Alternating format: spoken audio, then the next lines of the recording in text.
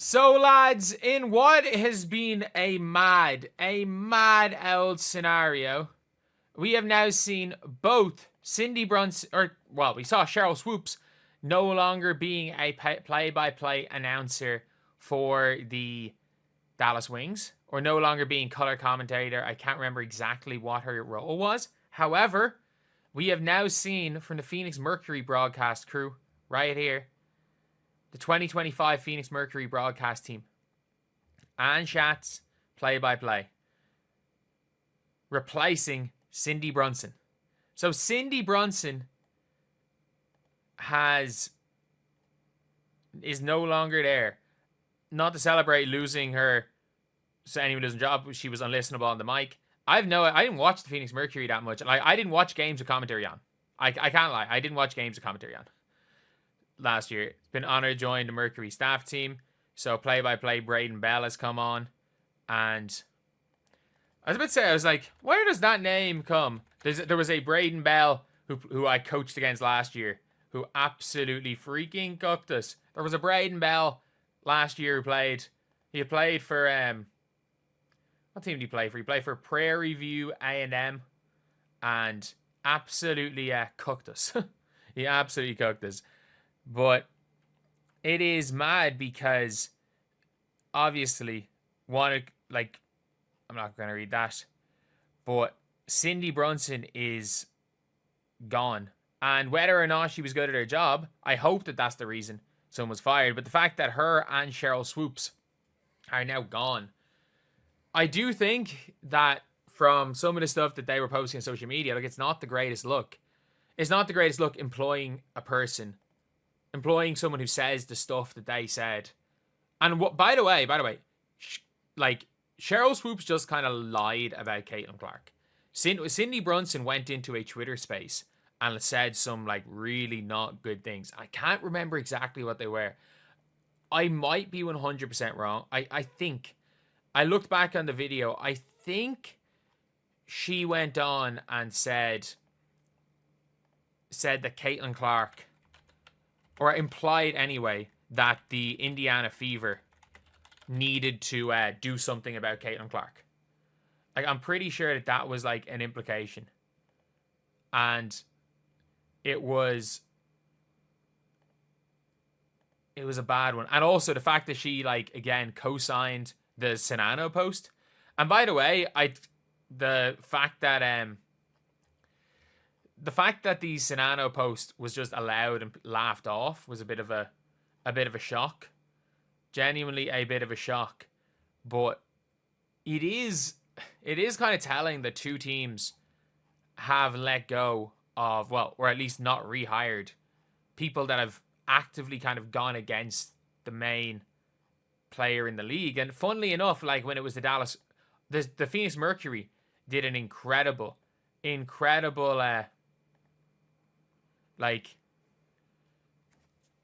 job of promoting the Mercury, promoting Caitlin Clark. The Wings do a really good job promoting not only Caitlin Clark, promoting themselves, using the draw of a Caitlin Clark, and to a lesser extent an Angel Reese, to promote themselves as well as promote the league. And obviously Cindy Brunson went out basically saying that the WNBA, maybe I'm wrong, I think that she also said that the WNBA was fine before Caitlin Clark, and that the WNBA didn't need Caitlin Clark. And in fairness, like, there's nothing, that's not a fireable offense, to be fair.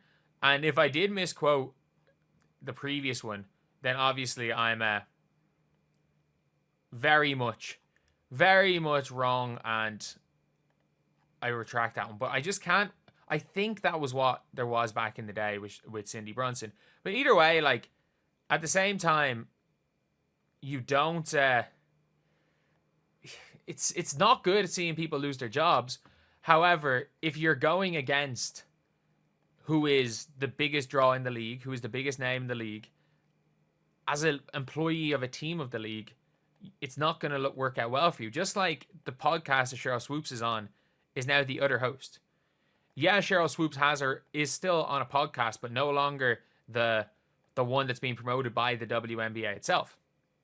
And it's funny, I was like, oh, it's not the greatest look in the world for Amber Cox to be getting into a picture with like the Fever GM with two like kind of notorious Caitlin Clark haters almost last season. And in fairness, Cindy Brunson has kind of has kind of been more pro Caitlin. And again, I don't think it's like a no matter what they said, no matter what say Brunson said is unforgivable. I don't think what either of them said was unforgivable. But the fact is that they're no longer employed by the teams that once employed them. And actions do have consequences. And again, I always hate seeing people lose their job, even if it's deserved. At the end of the day, it's never, most of the time, it's not that deep. However, I think a lot of people would disagree with me. A lot of people were calling for their heads, and I think there were fans of those teams that were calling for their heads we're calling for them to be fired at the time. And it just shows that regardless of what the media is trying to do, when it comes to the teams in the league itself, most of them, like, I wouldn't be surprised if either of them went to go to the Atlanta Dream or the Washington Mystics with Sheila Johnson and Renee Montgomery as the owners. They probably welcome with open arms. However, with teams that are actually, trying to grow their teams and are trying to do a good job at that, it seems like maybe there's no place for that. And I think rightfully so. I genuinely think rightfully so. Like, what the two of them were doing, there probably isn't a place to be employed directly by a WNBA team. However, I mean, look, if you're good at your job as a play-by-play announcer or color commentator, in Cheryl Swoop's case, there's plenty of women's basketball to go around. In Cheryl Swoop's case, she's, whether you like or dislike what she says, it's Gil's Arena. People say crazy stuff, which she also does. So there are still opportunities. And you want to know what the good thing is that people have short memories. So if they actually do, I don't know, what got them into the positions they were originally, instead of focusing everything on a 23-year-old who plays for the Indiana Fever and wears number 22, then hopefully, for their perspective, all's good. Because at the end of the day, the best thing that can happen for the WNBA is not Caitlin as another player, but you treat her like any other player of that stature, and not making it in a non-basketball talk. And I think that's what the two of them really did. And Cheryl Swoops, I think, I don't know. I don't know why they did what they did. I don't know what they were doing. But at the same time, like, yeah, it is a mad one. It is a mad one, but, the last thing you should want to do when it comes to promoting, or when it comes to, if you want to work directly for a team, is do something like that could technically bring the team into disrepute. Because, let's be real, when Cindy Brunson was saying some of the stuff she said about Caitlin Clark, when it got brought up, reacting positively to the Sonano post, it was Mercury announcer. And that's just kind of the unfortunate thing. If you are an employee of a certain company, people will always use that employment, even if thoughts are their own. And it's just an unfortunate thing in life. And, hopefully this is a learning lesson when it comes to all WNBA employees that, if your job is to be a play-by-play basketball person, do that. Do that really well. And try not to focus too much on a 23-year-old in Indiana. And also, I mean this, as I've said plenty of times, in the words of in a paraphrase of Stephen A. Smith, but the words of Mick Curley, stay off the tweet. Because I can guarantee you, stuff said on the Twitter app did not help either of these out. Anyway, I'll see you guys.